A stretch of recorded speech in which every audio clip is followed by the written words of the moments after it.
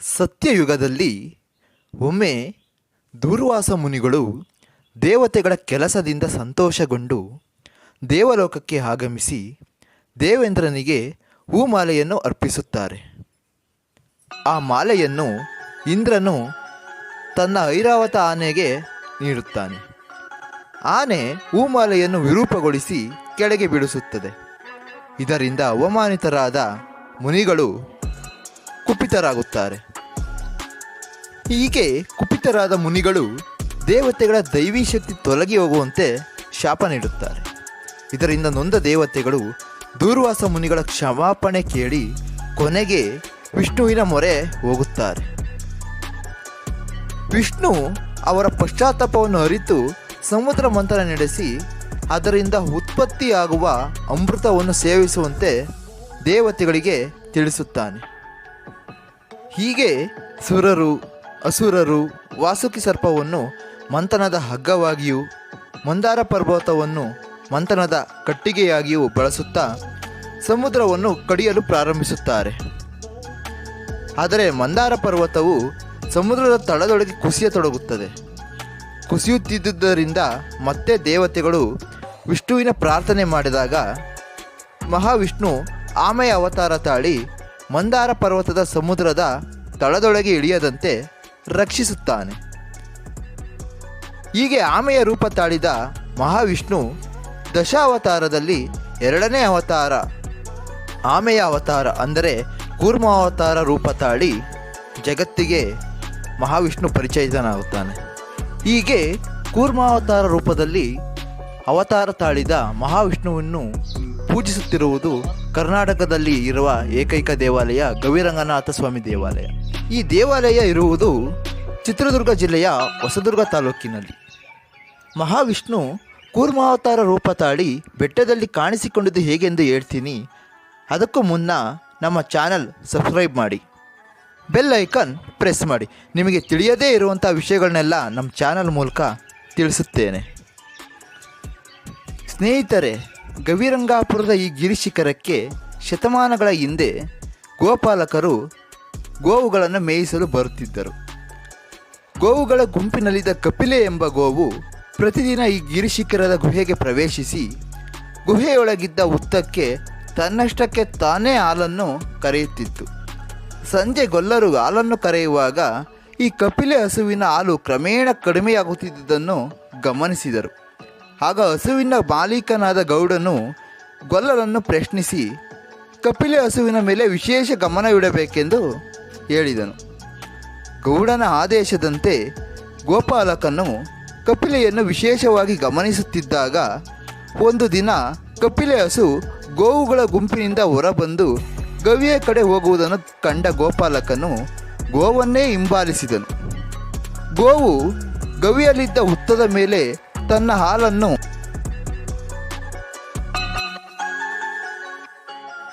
ತಾನೇ ಕರೆಯುತ್ತಿರುವುದನ್ನು ಗಮನಿಸಿದನು.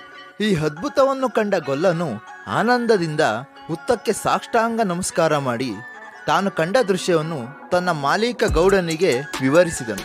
ಮರುದಿನ ಗೌಡನೇ ಈ ಗಿರಿಶಿಖರದಲ್ಲಿ ನಡೆಯುತ್ತಿರುವ ಅದ್ಭುತವನ್ನು ಕಂಡು ಬೂದಿಯಾಳ ಪಾಳೆಗಾರನಿಗೆ ಸ್ವಾಮಿಯು ಕನಸಿನಲ್ಲಿ ಕಂಡು ಈ ಗಿರಿಶಿಖರದಲ್ಲಿ ನೆಲೆ ನಿಂತಿರುವುದಾಗಿ ಗೋಚರಿಸಿದಾಗ ಪಾಳೆಗಾರನು ಗವಿಗೆ ತೆರಳಿ ನೋಡಿದನು.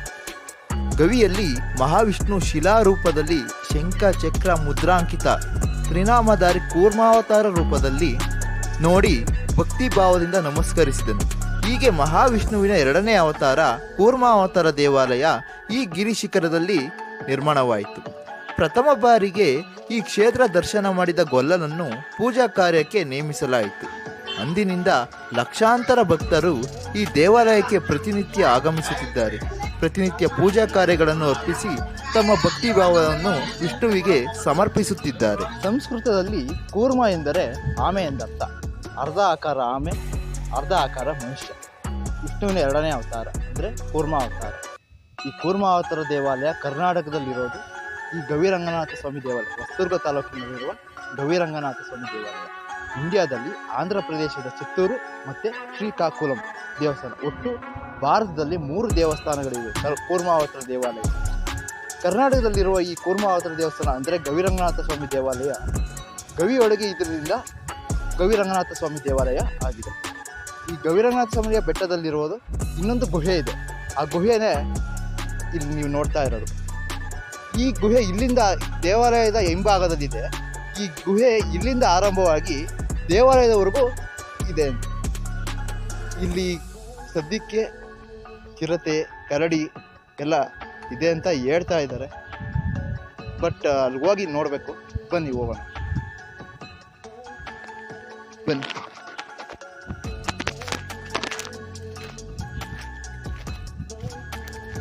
ಸ್ವಾಮಿಯವರ ಈ ಗಿರಿಶಿಖರದ ಹಿಂಭಾಗದ ಗುಹೆಯಲ್ಲಿ ಶಂಕರಲಿಂಗ, ಮಲ್ಲೇಶ್ವರ ಪವಿತ್ರ ಲಿಂಗ ಹಾಗೂ ಶಂಖಚಕ್ರ ಮುದ್ರಾಂಕಿತ ಪಾದಗಳಿವೆಯಂತೆ.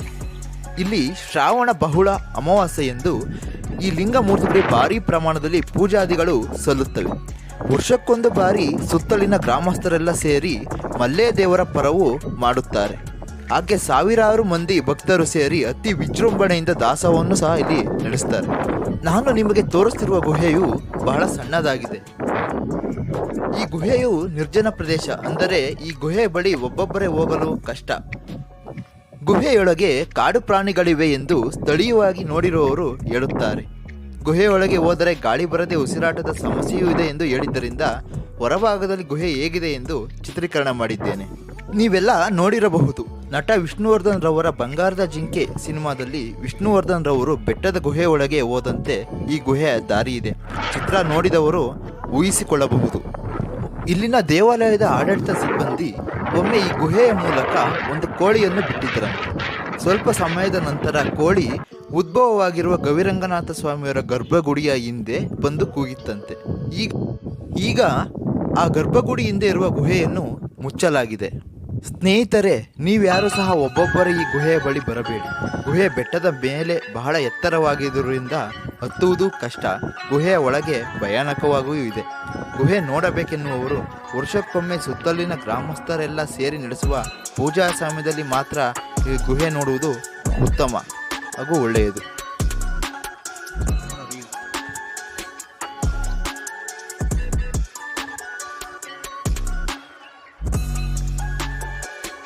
ಅದಕ್ಕೊಂದು ಈ ಕನಕನ ಕಿರೀಡಿ ಟೈಪಲ್ಲಿ ಒಂದು ಸಣ್ಣ ಒಂದು ಗುಹೆ ಇತ್ತು.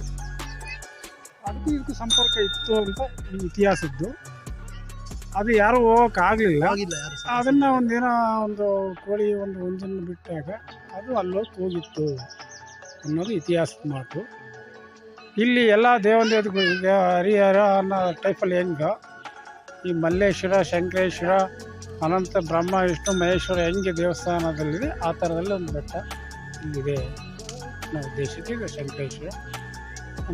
ಇನ್ನು ಈ ಗಿರಿಶಿಖರದಲ್ಲಿ ಲಕ್ಷ್ಮೀ ದೇವಾಲಯ, ಅನಂತಶಯನ ಸ್ವಾಮಿ ದೇವಾಲಯ, ಮಾರುತಿ ಮಂಟಪ, ಶಂಕರಲಿಂಗ, ಮಲ್ಲೇಶ್ವರ ದೇವಾಲಯವಿದೆ. ಈ ಶಿಖರದಲ್ಲಿರುವ ಕೆಂಚರಾಯ ಕಾಡರಾಯ ಸ್ವಾಮಿಗೆ ದೊಡ್ಡೆಡೆ ಸೇವೆ ಕಾರ್ಯ ನಡೆಯುತ್ತಿರುತ್ತದೆ.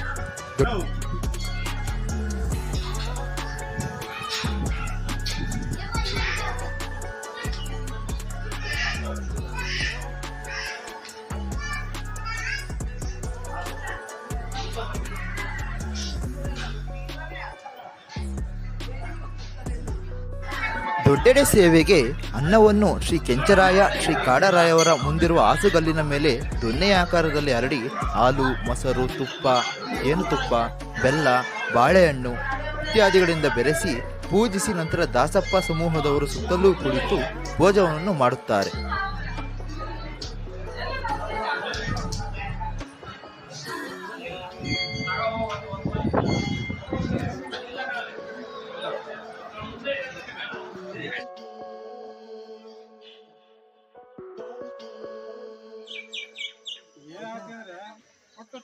ನಾವು ಇಲ್ಲೇ ಬೆಲಗೂರು ಒಂದು 11 ಕಿಲೋಮೀಟ್ರ್ ಆಗುತ್ತೆ ಹೊಸದುರ್ಗ ತಾಲೂಕೆ. ನಾವು ಭಾಳ ಚಿಕ್ಕ ವಯಸ್ಸಿಂದನೂ ಬರ್ತೀವಿ ಇಲ್ಲಿ. ದೇವ್ರ ಮೇಲೆ ಗವಿರಂಗನಾಥ ಸ್ವಾಮಿ ಕೂರ್ಮಾವತಾರದಲ್ಲಿರೋದು, ಅದು ಬೆಳೀತಾ ಇದೆ ಅಂತ ಹೇಳ್ತಾರೆ. ಅದು ಸತ್ಯ, ಅದು ನಾವು ನೋಡಿರೋ ಪ್ರಕಾರ. ಹಂಗಾಗಿ ಭಾಳ ಜನ ಭಕ್ತರೆಲ್ಲ ಬೆಂಗಳೂರು ಕಡೆಯಿಂದ, ಮೈಸೂರು, ಬೇರೆ ಕಡೆಯಿಂದೆಲ್ಲ ಸಿಟಿ ಕಡೆಯಿಂದ ಭಾಳ ಜನ ಬರ್ತಾರೆ. ಮುಖ್ಯವಾಗಿ ಏನಪ್ಪ ಅಂದರೆ ಶನಿವಾರ ಭಾನುವಾರ ಭಾಳ ಮುಖ್ಯ ಇಲ್ಲಿ. ಶನಿವಾರ ಬಂದರೆ ಇಲ್ಲಿ ದೊಡ್ಡ ಎಡೆ ಕಾರ್ಯಕ್ರಮಗಳಿರುತ್ತೆ. ಭಕ್ತಾದಿಗಳೆಲ್ಲ ಬಂದು ಅನ್ನ ಮಾಡಿಬಿಟ್ಟು ಮೊಸರನ್ನದ ಎಡೆ ಹಾಕ್ಬಿಟ್ಟು ಅದರೊಳಗಡೆ ಪೂಜೆ ಮಾಡಿಬಿಟ್ಟು ಎಲ್ರಿಗೂ ಪ್ರಸಾದ ಹಂಚಿ ಹೋಗ್ತಾರೆ. ಹಂಗೆ ಇದು ಈ ದೇವಸ್ಥಾನದ ಇತಿಹಾಸ. ಅನುದಾನ ರಂಗ ಅಂತ ಕರೀತಾರಲ್ಲ, ಏನು? ಅನ್ನದಾನ ಅಂದರೆ ಪ್ರತಿ ದಿವಸ ಯಾವಾಗಲೂ ಅನ್ನದಾನ ನಡೀತಾ ಇರುತ್ತೆ ಇಲ್ಲಿ ಇದೇ ದೇವಸ್ಥಾನದಲ್ಲಿ, ಅದಕ್ಕೆ ಅನ್ನದಾನ ಅಂತ. ದೇವ್ರ ನೆನ್ಸ್ಕೊಂಡ್ರೆ ಅಂದ ಹೌದೌದು. ಈ ದೇವ್ರು ನೆನೆಸ್ಕೊಂಡ್ರೆ ಅನ್ನ ಹೆಚ್ಚುತ್ತೆ ಅಂತ ಒಂದು ಪದ್ಧತಿ, ಅದೊಂದು ನಂಬಿಕೆ ಜನಗಳಲ್ಲಿ. ಹಂಗೆ ಆಗ್ತಾ ಇದೆ ಮುಂಚೆಯಿಂದ. ಇಲ್ಲಿ ಮೇಲೆ ಗವಿರಂಗನಾಥ ಸ್ವಾಮಿ ಕೂರ್ಮಾವತಾರದಲ್ಲಿದು, ಈ ಕಡೆ ಕೆಂಚಾಯಿ ಸ್ವಾಮಿ, ಈ ಕಡೆ ಆ ಪಕ್ಕದಲ್ಲಿ ಲಕ್ಷ್ಮೀ ದೇವರು, ಕೆಳಗಡೆ ರಂಗನಾಥ ಸ್ವಾಮಿ, ಕೆಳಗಡೆ ಒಂದು ರಂಗನಾಥ ಸ್ವಾಮಿ ಇದೆ. ಈ ತಿರುಪತಿಲಿ ಹೆಂಗೆ ಮಲ್ಕೊಂಡಿದೆ ಹಂಗೆ ರಂಗನಾಥ ಸ್ವಾಮಿ ಒಂದು ದೇವಸ್ಥಾನ ಕೆಳಗಡೆ ಒಂದಿದೆ. ಬೆಟ್ಟ ಇದೆಯಲ್ಲ, ಹಾಂ, ಈ ಗುಹೆಗಳೆಲ್ಲ ಇದಾವೆ. ಗುಹೆ ಇದೆ ಅಂತಾರೆ, ನಮಗೂ ಹೊತ್ತು ಕೊಟ್ಟಿಲ್ಲ. ಒಂದು ಮೇಲ್ ಮಾತ್ರ ಮಧ್ಯದ ಭಾಗದಲ್ಲಿ ಅಲ್ಲಿ ಗಂಗಮ್ಮನ ಮಾಡ್ತಾರೆ, ಸ್ವಲ್ಪ ದೂರ ಮೇಲೆ ಹೋಗ್ಬೇಕು. ಮೇಲೆ ಹೋದರೆ ಗಂಗಮ್ಮನ ಮಾಡ್ತಾರೆ, ಪೂಜೆ ಮಾಡಿಬಿಟ್ಟು ನಿಮ್ಗೆ ಏನಾದರೂ ನೆನೆಸ್ಕೊಂಡು ಕೈ ಹಾಕಿದ್ರೆ ಅಲ್ಲಿ ನೀರು ಗಂಗೆ ಬರ್ತಾಳೆ ಅಂತ ಒಂದು ಬಂದಿದೆ. ಅವ್ರು ಏನಾದರೂ ಭಕ್ತಿ ಇದ್ದರೆ ಬರುತ್ತೆ ಅಂತ ಹೇಳ್ತಾರೆ. ಅಲ್ಲಿ ಸ್ವಲ್ಪ ದೂರ ಮೇಲೆ ಹೋಗ್ಬೇಕು, ಬೆಟ್ಟ ಹತ್ತಬೇಕು. ಗವಿರಂಗನಾಥ ಸ್ವಾಮಿ ದೇವಾಲಯದ ಬಗ್ಗೆ ತಿಳ್ಕೊಂಡು ನಿಮಗೆಲ್ಲ ವಿಷಯ ಮುಟ್ಟಿಸಿದ್ದೀನಿ ಅಂತ ಅಂದ್ಕೊಂಡಿದ್ದೀನಿ ಸ್ನೇಹಿತರೆ. ನಾನು ಮಾಡುತ್ತಿರುವ ವಿಡಿಯೋಗಳೆಲ್ಲ ನಿಮಗೆ ಇಷ್ಟವಾಗುತ್ತಿದ್ದರೆ ನಮ್ಮ ಚಾನಲ್ ಸಬ್ಸ್ಕ್ರೈಬ್ ಮಾಡಿ, ಅದೇ ನೀವು ನಮಗೆ ಮಾಡೋ ಸಪೋರ್ಟ್.